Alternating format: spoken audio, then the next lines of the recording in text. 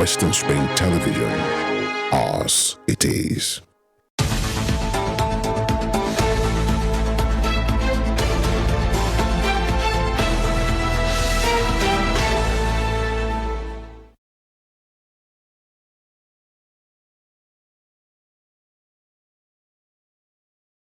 Hello, welcome on board. It's Monday. I was tempted to say TGIM, thank God it's Monday, but I know quite a number of workers will not like to hear that. But of course, it's time for us to make it count again. Monday, 22nd of April, 2024. We are grateful to God for life. It's another time to make it count, go after our dreams and ensure that we win. Welcome to the first installment of Morning Spring for this beautiful week. Here on Morning Spring, what we do is speak to critical issues in the polity, speaking to different policymakers, politicians, major stakeholders to help us have a deeper and better understanding of the situation at hand. My name is Evelyn Ohiolei, and I know that this week is definitely going to produce results for you, and you are going to definitely come back with a big testimony. I am not alone.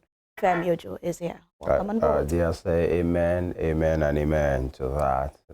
That's very much needed, because when everybody is sitting up in the morning, you're praying for your goals, your visions, aspirations to be realized. So from the prophetess, we say good morning to you too. How was the weekend? Right. I'm just asking because I knew many of you had a blast at the weekend. That I'm very sure of. All right. Good morning, Nigeria. Good to be here again. It's Morning Spring, just like she has said, and today will be very, very exciting. We are beaming live on our YouTube channel right now at Western Spring Television, and also on channel 190 on StarTimes DTT. The program starts now. And on the program, we take headlines from major dailies. The papers are in, and I'm sure you want to hear what we have for you from that particular segment. And after that, we then get talking. Don't go anywhere. Morning Spring continues.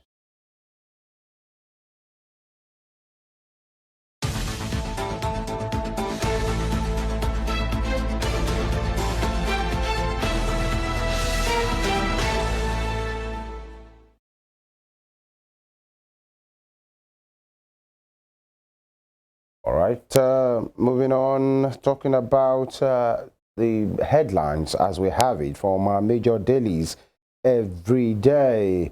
All right, the papers are in, just like I said. We have for you the Punch and other papers this morning. This is where we give you, the headlines. Let me start with the Punch newspaper.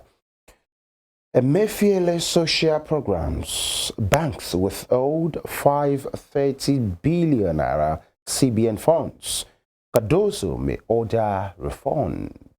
Okay, and riders here, we have Access Bank, GTB, FCMB, 6 others keep unused funds. SME seek fresh loans. NFRU, NIRSAL to tackle anchor borrowers, loan defaulters. All right. And CBN rules out interventions. Really, anchor borrowers program, for the farmers. If you are owing, please pay up. All right, and you have that picture there. FG rolls out 2,700 CNG buses, tricycles, May 18. There is a date to that tricycles that are CNG powered, and the buses, of course, you can see the picture there. Some of these buses, May 18, less than a month. We'll wait to see, and we hope that implementation will be carried out, seamlessly without any problem, any unnecessary explanations, the ones we call shalai. We don't want that. Let it be thoroughly rolled out without any problem at all. This has been promised since last year. Kwara shot abattoir to probe poisonous meat allegation. A motorist resident stranded as flood overruns Lagos, Ogun roads. Outrage over discrimination against the Nigerians at Abuja Chinese supermarket. Is it true? That should be investigated. And top strip, federal government probes $500 million local content loans and project. Equity market suffers 1.6 trillion naira loss in 1 week. An army vows revenge after terrorists kill 6 soldiers. All right, we should have prevented it, by the way, but in as much as not preventable, vowy, okay, maybe it means anything, but this is time to really go after them with your full force. This one, you wouldn't think there is no anybody's asked to be God. They must feel that this is the Federal Republic of Nigeria, talking about those terrorists that have, killed our soldiers. And lastly, Ondo Apc, others protest as Aiyedatiwa wins APC ticket. We will speak more about that in the course of the program today, but that's all from the front page or on the front page of the Punch. All right, from the Punch, we head on to Delhi Independent newspaper this morning.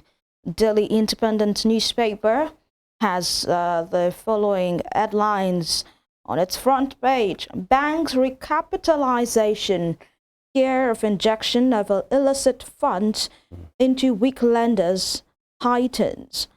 And protest rock Ondo over APC Gubernatorial primary. Nigeria leads other developing economies in enhancing pharmaceutical industry. This is coming from RMRDC, and the story is on page 6. Marafa asks Matawale to withdraw remarks against Northern elders. PDP NAC, senators did not collect $2 million from Wike, says Abamoro. And Lagos APC should give Gubrer ticket to Ambode in 2027. Stakeholders in that state are speaking. Ambode coming back, as the APC Gubrer candidate. I mean, people are looking at the possibility of that and how that will pan out when the time for politicking comes around fully in Lagos State. But away from that, ex-Nigeria Airways staff, 20 years after, FG yet declare 34 billion naira severance package. Former workers or ex-workers dying for lack of money to take care of health. This is coming from the union, and for 2 decades now, these people have not gotten their severance package, and I just say this is illegal. If they have been promised a thing, it should actually be fulfilled. We don't see Ladeji would always say we don't see our politicians in any way protesting that their salaries or their pensions or haven't been paid. But we always hear this about workers who have put in years and years and years of work, to serving the country or serving the institution in which they are working. Fleeing villagers storm Zamfara government house to seek protection from bandits. That's on page 29. I mean, we have nowhere to run to. You have to protect your own. So Zamfara government having that fleeing villagers come to the government house to seek refuge away from bandits. Top corner on Delhi Independent newspaper this morning. Serap gives Wike governors 7 days to account for trillions of naira FAC allocation. And lastly, shareholders set agenda for new SEC board with the rider. Say commission must be proactive, deal with unclaimed dividends. That will be all from Daily Independent newspaper this All right, from the Daily Independent to the Guardian this morning, the Guardian newspaper, and it asks this very detailed: used vehicles import slumps 32% as dealers trade safety for survival. Salvage titles. I took that again. Used vehicles import slumps 32% as dealers trade safety for survival. Salvage titles. And of course, you can see the picture of a container and a car, you know, moving out of the container, talking about importation now. And duty, clearing and forwarding, quick when 80% of vehicles classified as accidented. Just talking about even those ones we call tokumbo, fairly used. Clean used vehicles, average cost $9,000. Averagely now, $9,000. Salvaged car average cost in the US is $1,500. 70% plying Nigerian roads are used cars. 70% of cars on Nigerian roads are used, either fairly used or badly used. Accidented. Or accidented, yeah. Now, or some are even accidented, you know, from where they are bringing them. Before they get to the consumer here, they are refurbished and repackaged, as you might not really know, except somebody who is in the system. Now, average repair cost of salvage car in Nigeria is $300. $300, that's moderately like 300,000 naira, isn't it? Yeah. Yeah, 300,000 versus $2,500 in the US. Of course, that, and this car that's been pictured here, you know, you want to call it the king of average size, or, you know, people with medium income. This is the kind of car they go for, you know. But moving on, bandits killed 6 soldiers, 2 vigilantes in Niger, civilians in Zamfara and Sokoto. I'm looking forward, Evelyn, to a day that will take like newspaper headlines for like a week. I won't see any of this. Can we ever get to that day? Can only hope. There is a time we get to that place. Wow. But we weren't always like this at a point. Because whenever you hear killings, insurgent terrorists, you'll be hearing Iraq, Iran, Syria, and the rest of them. When we are growing, all of a sudden it has sadly, like, it has come to stay with us. It's sad here, from state to state, and this is what happens when evil is in a particular place and the good men look away. It festers. Now, what bank pre-qualifies Nigeria for friendly $2.25 billion loan? I took that again. What bank pre-qualifies Nigeria for quote-unquote friendly $2.25 billion loan? How friendly is that? Exactly. Is it a loan that wouldn't be repaid? What, the loan, the word already loan already, you so get. How friendly? It's all right. Condemnations trail Ondo Apc Gubrer primaries. You can see the picture of the venture winner, the current governor, Yedatiwa. Their APC's internal crisis lingers as another ward exco issues Ganduje fresh suspension. Is an avalanche of suspension for the embattled former Kano governor now. Appeal court entertained CFCC's alleged 80.2 billion naira fraud case against Bello today. Will they do that in absentia? Or has he been found? Will he be made himself available in court? Fingers crossed. Media organizations refer Olatunji's case to ombudsman. And stakeholders absolve NUPRC of delaying $1.3 billion ExxonMobil asset deal. That's what The Guardian has for us on his front page today. All right, and on Daily Trust newspaper this morning, what we have here: 2,583 Nigerians killed, 2,164 abducted in 3 months. That's according to a report With the riders, we have reduced casualty figures, says NSA. That's a new reporter. Says another rider here, says there are over 300 bandit warlords in the north. Fleeing villagers storm Zamfara government house. That's one issue that I'd like to see how it pans out.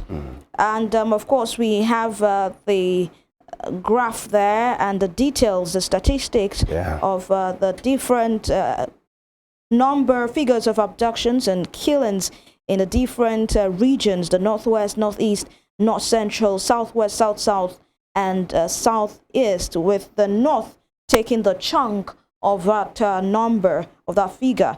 But away from that, despite increased derivation fund, all producing states owe 1.6 trillion naira. 1.6 trillion naira owed by oil producing states. Niger military confirms 6 soldiers killing, launches manhunt, and Lebiosu may take over as acting CEO of First Bank.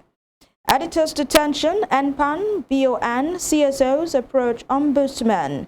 That's on a Daily Trust newspaper. Top strip of the Daily front page of the Daily Trust. Many burned to death in Kogi Road accident. That's a sad news this Monday morning, and we just have to talk to our motorists to be careful on the road. Limit the speed. You will definitely get to where you are going to. You know, there's this popular saying that it's better to be late than to be called the late. So please let us reduce how we use our speed on the road, and also adhere to all traffic rules and regulations. FG to get fresh $2.2 billion World Bank loan. This is according to Finance Minister, and that's what The Guardian called a friendly loan, on its own front page. And on the APC Gubrer election, governorship primary, I beg your pardon, Ondo Apc governorship primary, Yedatiwa has already won, but Daily Trust here has it as constant victory. Well, of course, he has been declared a winner in the early hours of today by the returning officer of that particular exercise, the Kogi State Governor, Usman Ahmed Ododo, with over 48,000 votes. And, the closest rival had 14,000. So that's a very wide margin, if you ask me. But of course, there have been protests, there have been condemnation of the exercise in different quarters, people bringing their complaints to the fore, saying voting did not happen in many wards, in many local governments. But of course, the Usman Ododo, while he was declaring the result of the election, said it was a very smooth exercise, very successful, just with some little hitches here and there. And when we want to ask, those little hitches, really, are people having that, or they really want to hear their grievances on what went down on Saturday? But that will be all from Daily Trust newspaper this morning. Of course, that will be the size of the headlines at this time. But before we leave, there is that headline. I think was repeated on 2 or 3 dailies about Zamfara people going to the State House to say we're not safe anymore. Yeah. And I think it might look funny, but then they feel possibly that's the safest place to be. And if we can't sleep in our homes, if we can't even drink water and drop cup in the Nigerian parlance now, we better go to the State House. Now, the thing is, would they be received at the State House? Number 2, how many Zamfara people will have to go to the State House? That is it. From Marafa to Guso to any of those villages, will everybody have to come to Guso now? Not just Guso, to the State House to find refuge. And that speaks to the security of lives and property, because it will be the last resort for any average Zamfara person to have thought, I think the next place to go is the State House. That's, how many rooms do they have there? Exactly. And that's why people have been calling overtime for the government to tackle this situation head on. You don't have to rob the heads of these bandits. You don't have to appeal to them. You Having have meetings. to. You understand? You have to be. You don't have to play defensive. Yeah. You have to go all attack.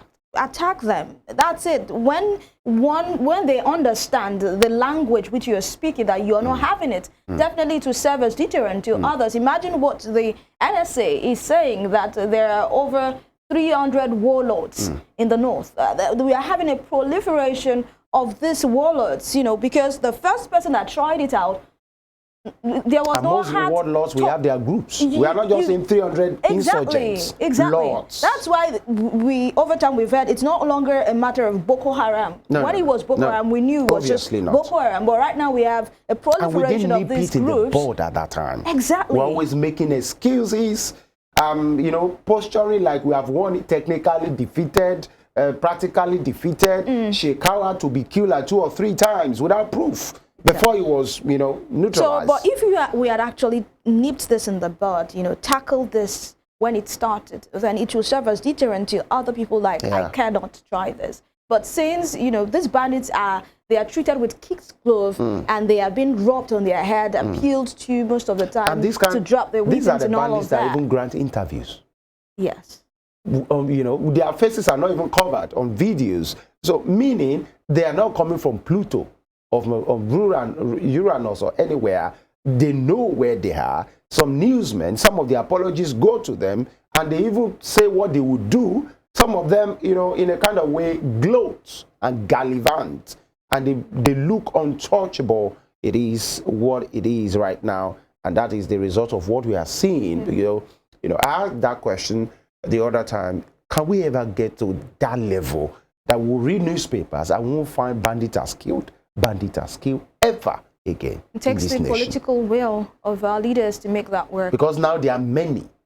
It takes the political will of our leaders to, and if they really want us to know that, you know, some people are not profiting from this, we have to tackle this head on. We have to take the war till they are dead. You don't have to wait till they, you know, attack and you're playing defense. No, you have to take that. You have to take the battle to their doorstep. You know, I think it was it in Vanguard, thereabout, or the Guardian, that the military, after those guys have killed 6 of them, the military are vowing, you know, to revenge. Why vow to revenge? Why not overrun them? Why do we wait for some of these things to happen? And it's sad, really, because those 6 are breadwinners in their homes. And this is what has happened. Again, we will continue to ask the questions from the right source, because it's about human lives. Now, if everybody will carry their loads, especially the Northeast and the Northwest, to their government houses, how many rooms do they have there?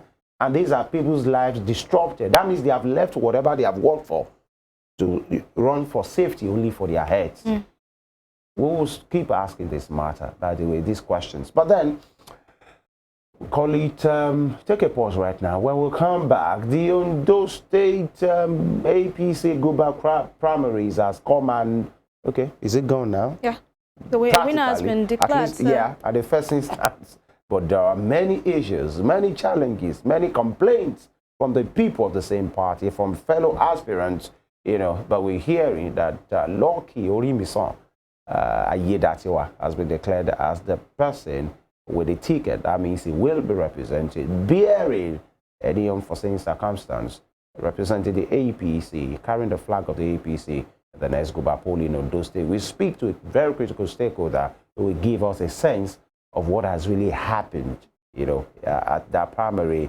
It should be a very nice conversation. Please stay with us. It's the Morning Spring on Western Spring Television. We'll be back.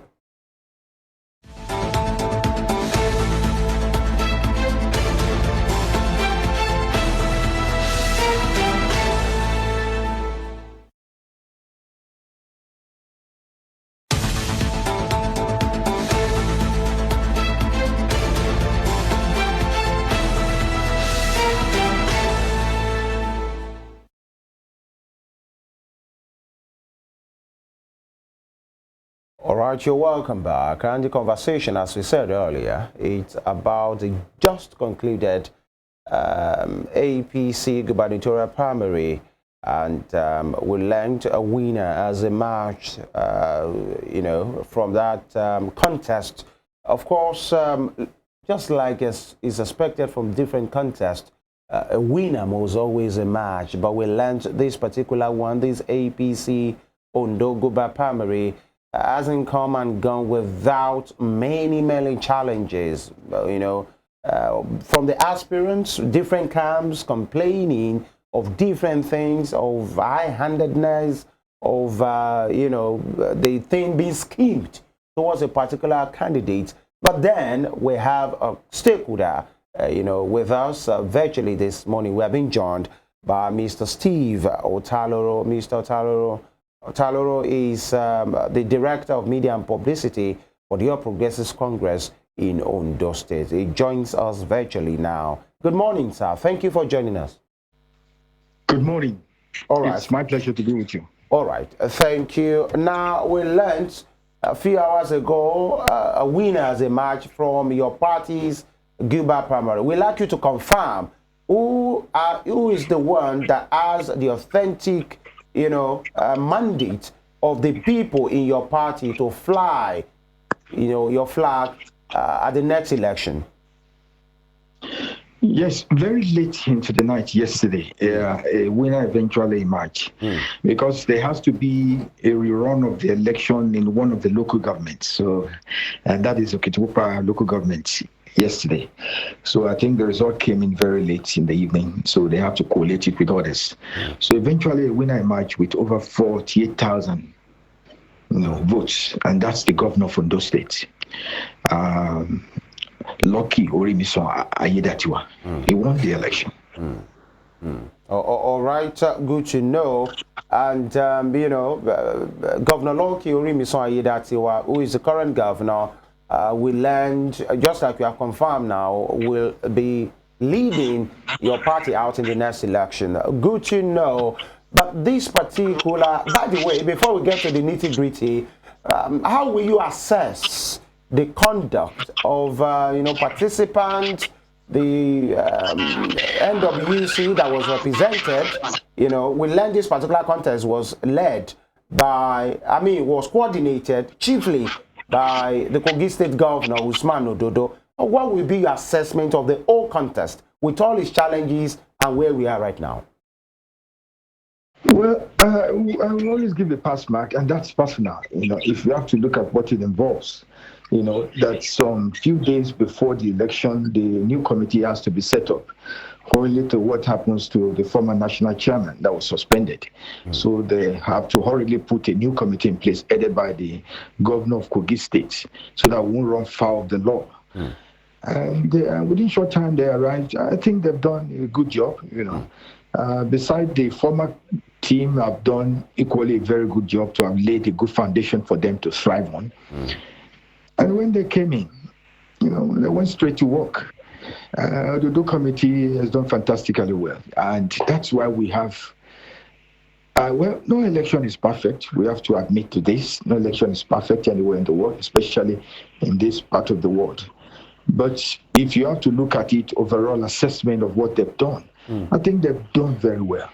They've done very well. There might be some skirmishes here and there, no doubt about it. But if you look at the authenticity of the votes cast, you agree with me, Governor Lucky Orimiso Ayedatiwa deserved to have won that election. And he did win. So basically, they've done very well. All right, Mr. Otaloro, using, if we are to go by the tone in which you are using this morning, one would say maybe you are not particularly impressed because you say you gave them a pass mark.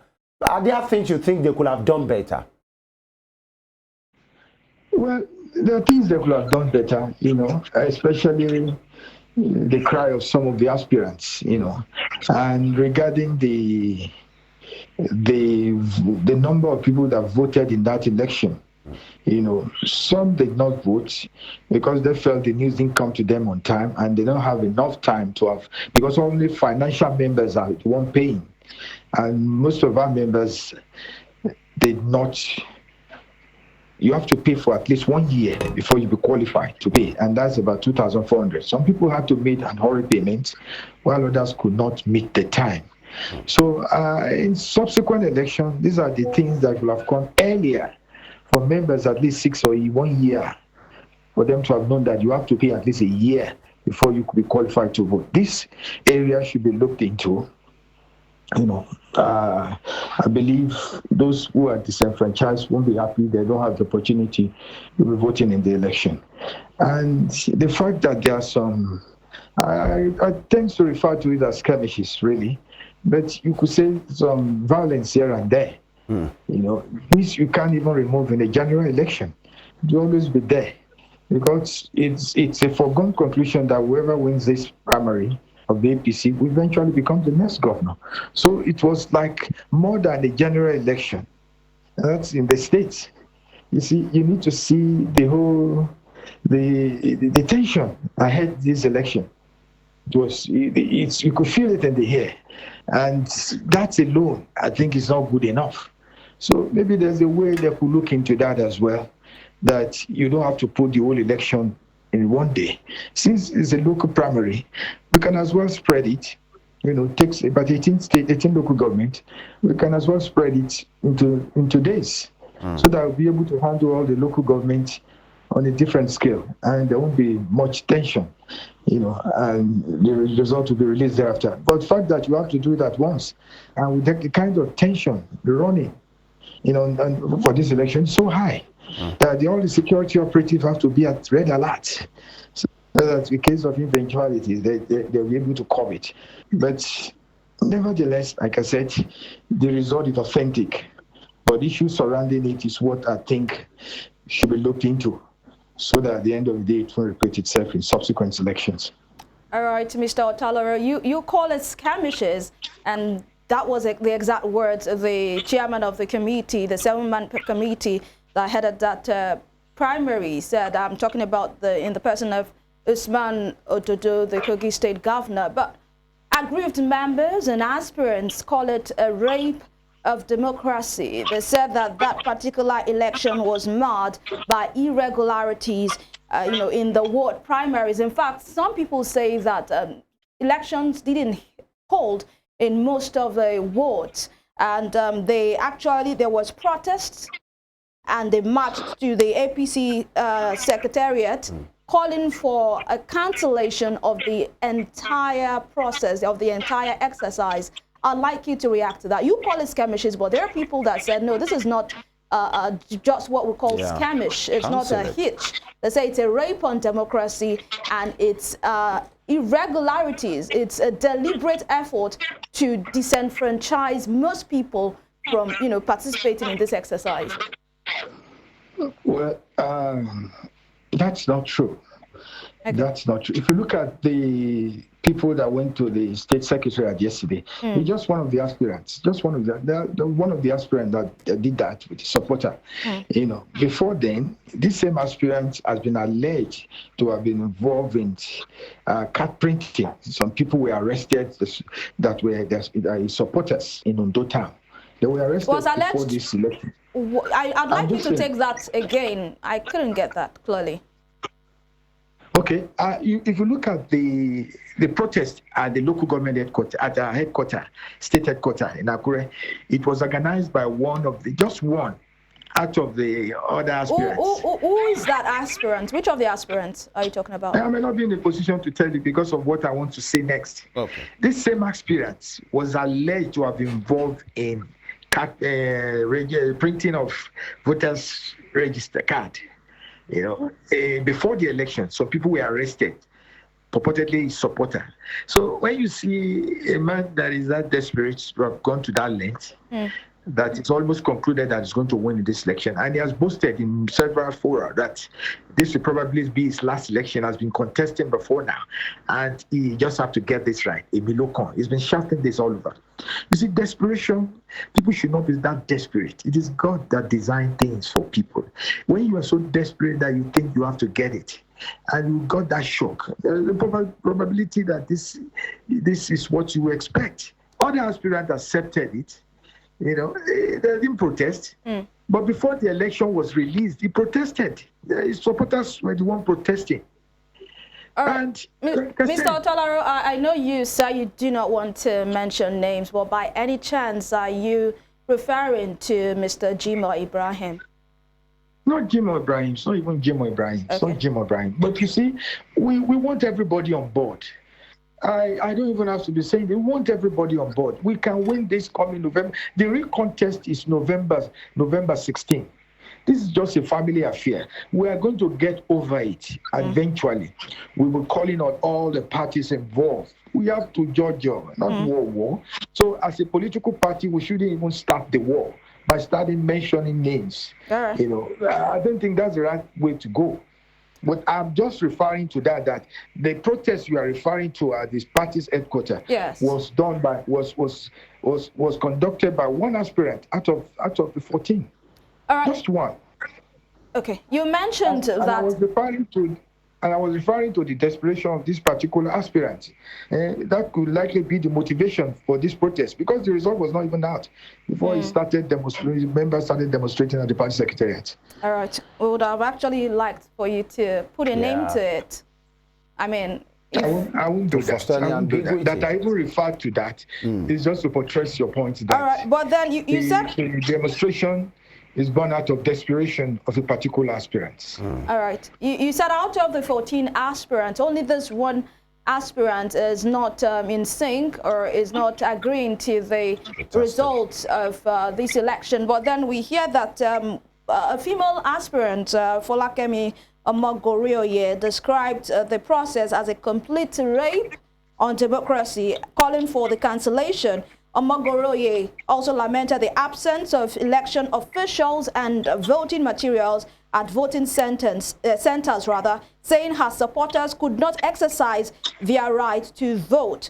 And she also mentioned, let me finish, she also mentioned that this particular exercise or this process is a daylight robbery and urged the National Secretariat of the APC not to allow the state to be embroiled in crisis. How do you react to that? You just mentioned it's just one aspirant that feels disgruntled by the result of this exercise, but we have another aspirant who is not even a male but a female, you know, saying all of this, calling it a daylight robbery and a rape of democracy. And if you look at the results, she came last.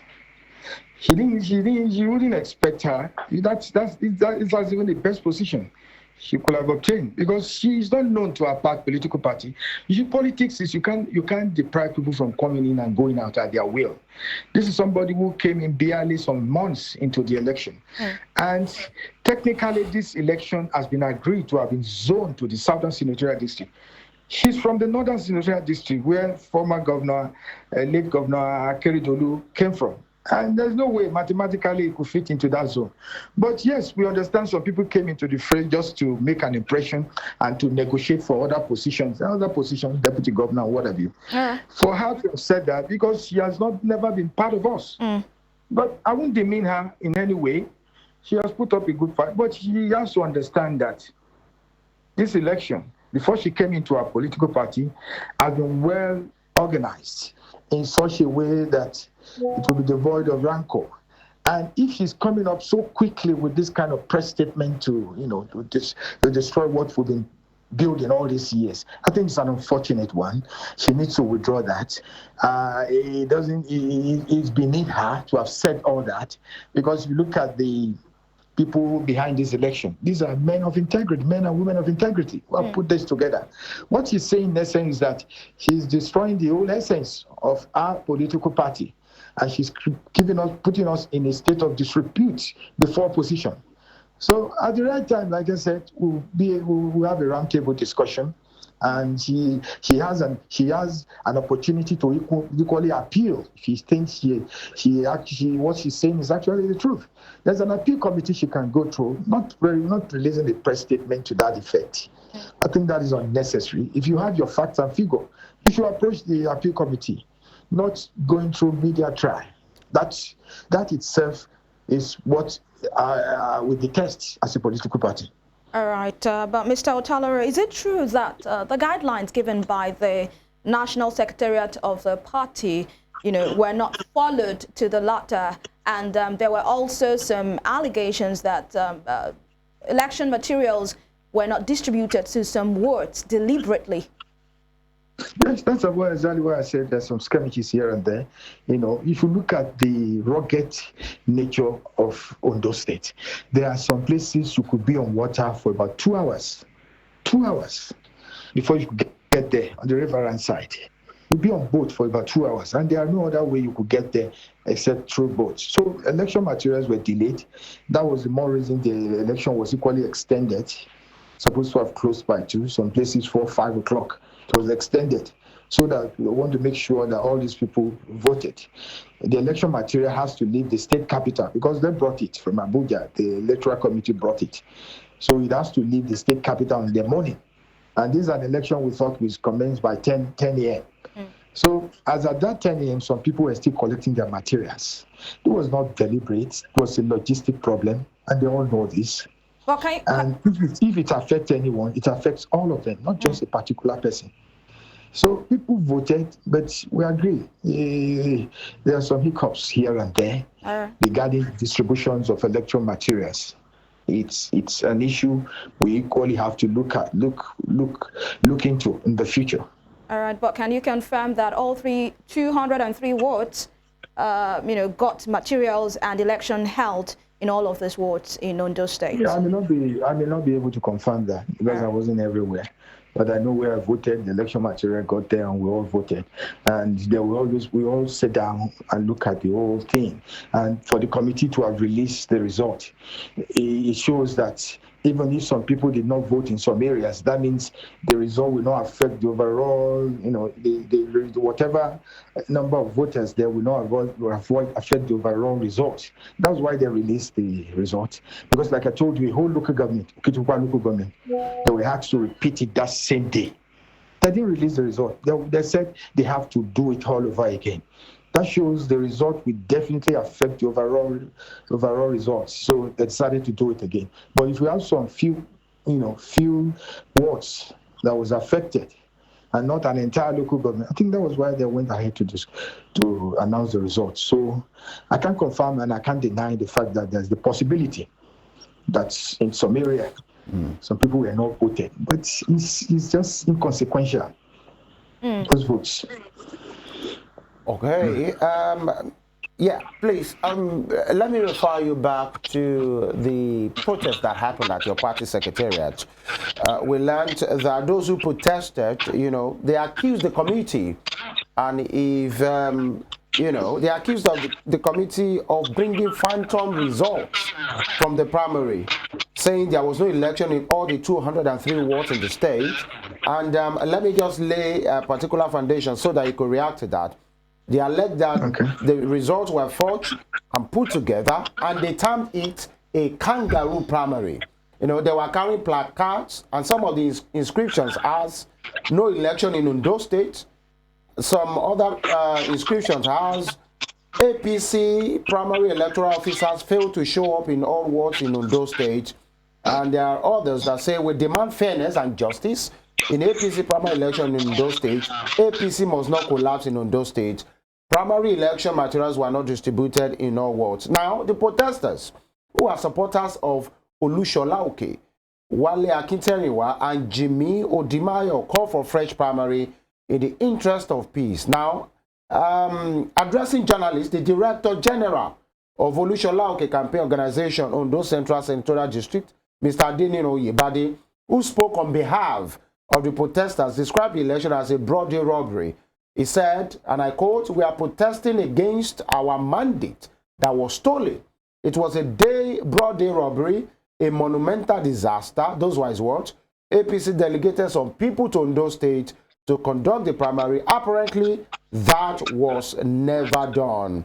APC as a party is about to set Ondo State on fire, and we will never take this lightly. He said so many things that are unprintable that I can't read out here. That was the Director General of one of the districts of Ohiolei. Now, that was the arrowhead of that particular protest. Knowing these concerns and the deep nature of the concerns of these people and the kind of words they are using. Now, it appears, you know, I want to assume you are talking about, when you talked about the expiration the other time, maybe you are referring to Ohiolei, okay, but isn't this a pointer that maybe some persons, they are not really in line with you, and maybe that might be a recipe for not, you know, working together come, you know, November?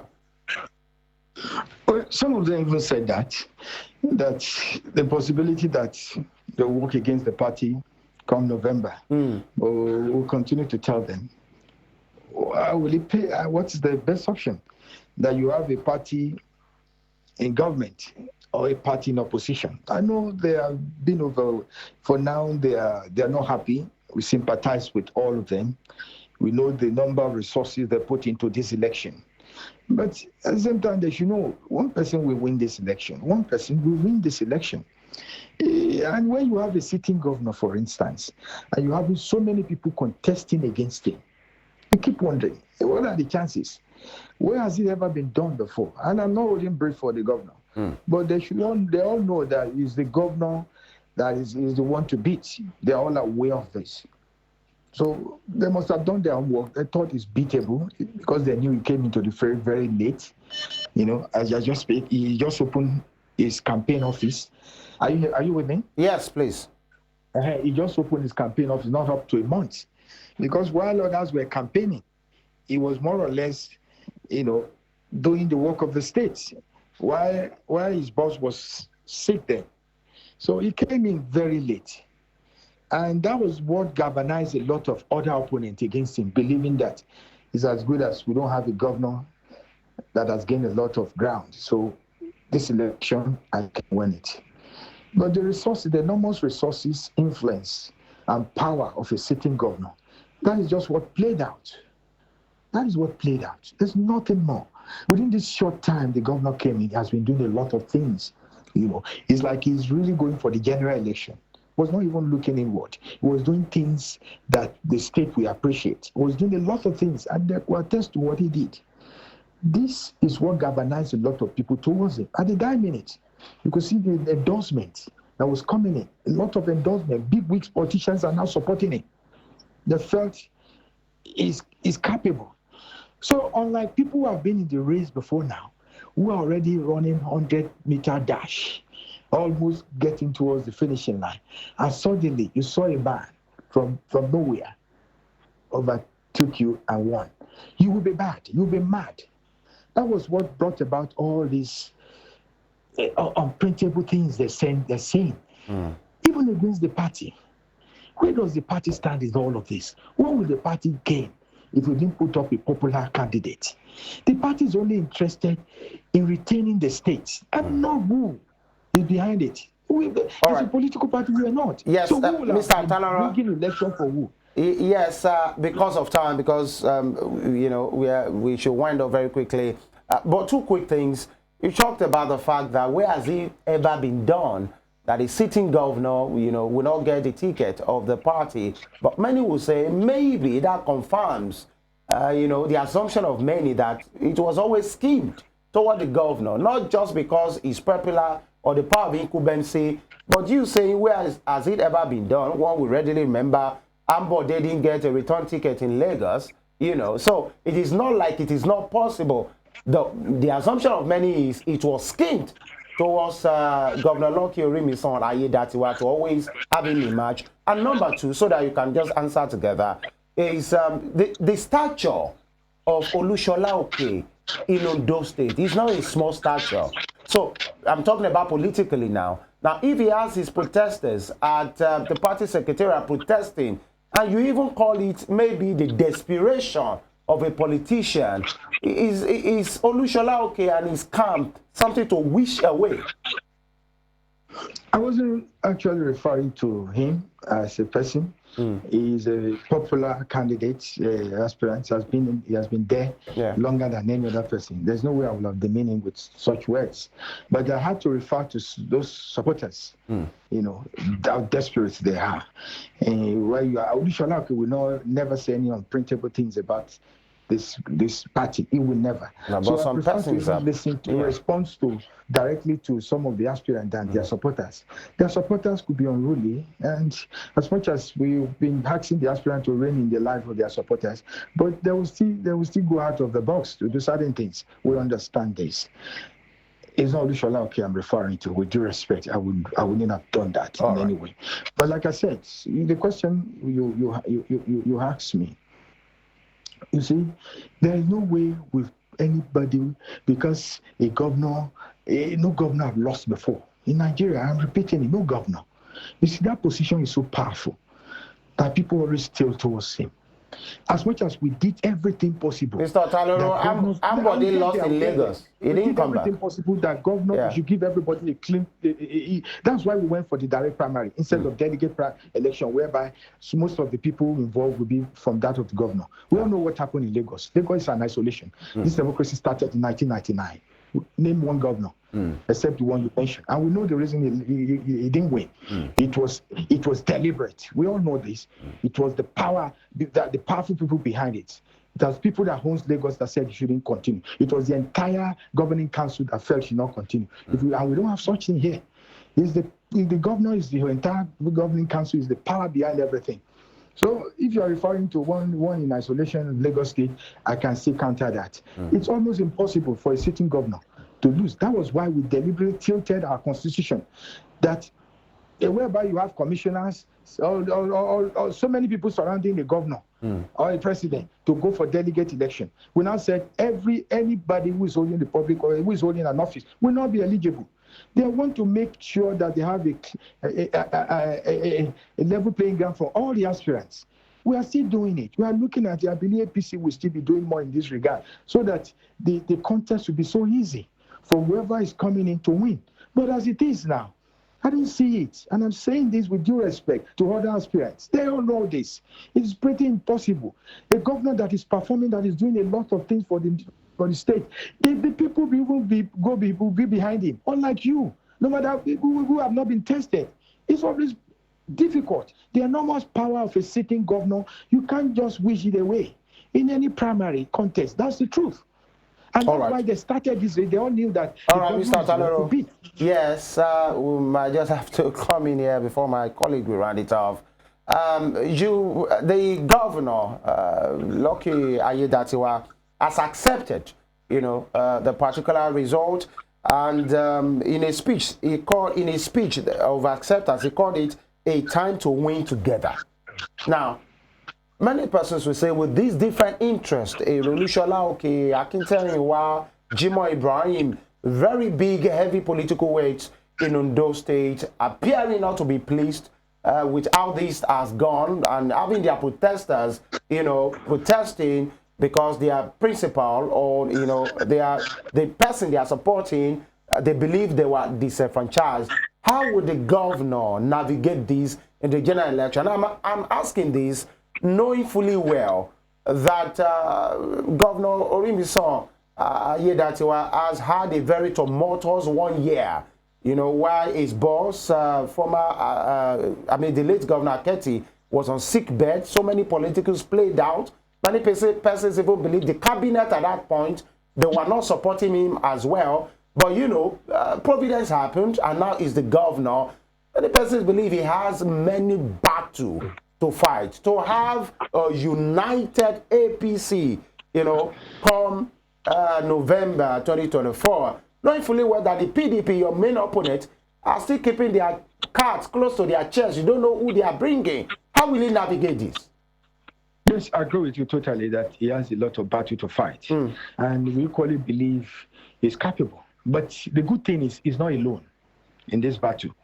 You see, the state party, we are the state level, we are with him. The national leader is with him. The presidency is with him. So we are going to call for meetings. He has the first hurdle is these 15 aspirants. He has to pacify them. There's the need for him to work with them. We can't win this race without these men and women. We know this. If they work against the party, the tendency that we'll lose out. The good thing we are even having now is that it is not possible for either any of them to go to any other political party and recontest. Thanks for the new electoral act. You know, it's before we were thinking maybe they will leave our party within some time and go elsewhere or support someone else. We believe the presidency will help us a lot in this direction. They might not be able to listen to us alone. They might not be able to listen to the national headquarters in Abuja. But by the time the presidency steps in, I believe they will listen. And this is a president that is really involved politically. You know, he has done it before when we have our issues in Ondo State, when the late governor and the present governor, people around them were having issues. He settled it. We had our way, and we will still be appealing to Mr. President this time after this election that he should step in and use his political magic and let us have one house ahead November 16, because this is the only way. Opposition, without this, the oppositions are beckoning, and they know it is when we have a disagreement, disunity among us, that is the only thing that will guarantee PDP to win this election. They know. They don't stand a chance. They're having their own election on Thursday. It's like if nothing is coming. People are still talking about their own election. So their own election is inconsequential, and they know this. So they are so concerned about, they fixed their election on 15. By the time they had their own will be coming up on 20, they had to put it back to 25. So that whatever happens with us, they want to really be at home. Okay, so let's just talk about the opposition, PDP. It seems they are interested in your intra-party affairs. You know, a statement has been released calling the election that took place over the weekend as a mockery of democracy in every sense of the word. Those were the exact words used in that statement. And, you know, they said that the party actually raked in some handsome sum of 830 million naira from unsuspecting aspirants, only to come out with this huge charade, they call it. How do you react to that? Now look at it. That's what I just told you. What is their problem with our own family? This is our own issue. They should even be celebrating that if they think we didn't get it right, then they prepare for your own. They've not even done their own. They're accusing us of charity. Well, they can say whatever they want, but this house will stand. That's what we know. Mr. Otaloro, they think your house is not in order. Well, I would like to ask you directly, is your house in order? Election, you will expect such things. They are going to have their own on Thursday too. You think they won't come out to celebrate with a winner? All right. Come back in 2 weks' time. Yeah, all the people you are mentioning, I want you to have a direct interview with them. They will never mention anything against the party, against the system. They might think certain things didn't go right. But they will never accuse the party. They will never accuse the entire fabrics of where this party stands on. All right, Mr. Otaloro, we are pressed for time. But can you boldly say that your house is in order as at this time? No, I said we have issues. Yes. Okay. At the end of every election, you will expect people not to be happy with the result. But the good thing is there are mechanisms in place for appeal. There are mechanisms in place for reconciliation. We are going to work on all these two things so that at the end of the day, people will accept. I can assure you, quote me, this house will stand. All aspirants will work with Ayedatiwa. All the people you mentioned, they have a stake. Jimoh Ibrahim is a sitting senator of the Federal Republic of Nigeria. He got that ticket from APC. Okay, knows that he will be better off in APC than anywhere else. Where will he have want to go? Mr. Otaloro, opportunities abound in this party for all of them. Yeah, Mr. Otaloro, as we round off, there were videos, clips, pictures of gunshot, especially that Okitipupa route and some, fields where those things happen. Violence, gunshots everywhere, especially the Okitipupa axis. How many persons are asking, isn't it just a APC Guber primary? Why are we having violence? Isn't this an indication of what people will be expecting in the general election. That if just a Guber primary, and I'm not denigrating it, is a party Guber primary, is having this kind of violence. So what will be the fate of the people come November? Let me just say this. This is more than the primary. With due respect to other political parties, this is like the general election. Because your station is not in Ondo State, probably that's why you're asking this question. But if you have your reporter around, they will tell you. Whoever wins APC primary wins the general election. There are no opposition any longer. But it's the people of the it's Ondo State people that will decide that, not APC people. Yes, I maybe probably I'm speaking as a politician. Yeah. And if you're a journalist who resides there, you know what I'm saying too. You will agree with me that I'm not out of point. All right. But all right. The truth is, this is not what we expect. Yeah. This is not what we expect in terms of violence. Yeah. These are areas we need to look into critically. All right, because thank you. the fairness of the election is what brought about that, unfortunately. All right, unfortunately, Mr. Otaloro, I want to sincerely thank you. Of course, as a media house, we have our eyes and our ears on ground almost everywhere, including the just concluded Guber primary of the APC, and that's why we are having this conversation. But it's good, and I'm sure, as a well-meaning Nigerian, as a well-meaning Ondo State person, you will be concerned that those violence happened, and people in 2024 will not think that is the right way to follow as far as election is concerned. But we must sincerely thank you, the Director of Media and Publicity for APC in Ondo State. We wish you all the best, Mr. Steve Otaloro. Thank you very much. Thank you very much. Thank you. All right. It's done. I mean, the conversation is over, but of course, it's an ongoing conversation. We are definitely going to be hearing developments as to what is going to happen or what will continue to happen in Ondo State. But we are for peace, and we are also advocating for peace in that state, especially among the political players. Yeah. This is not the time to go out for violence. They should actually eschew violence and ensure that Ondo State is peaceful and remains peaceful.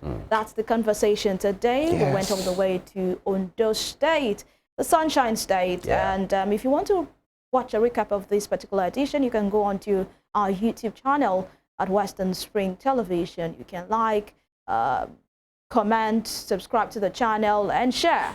And also connect with us on our different social media platforms on Facebook, Instagram, and X at Western Spring Television. My name is Evelyn Ohiolei.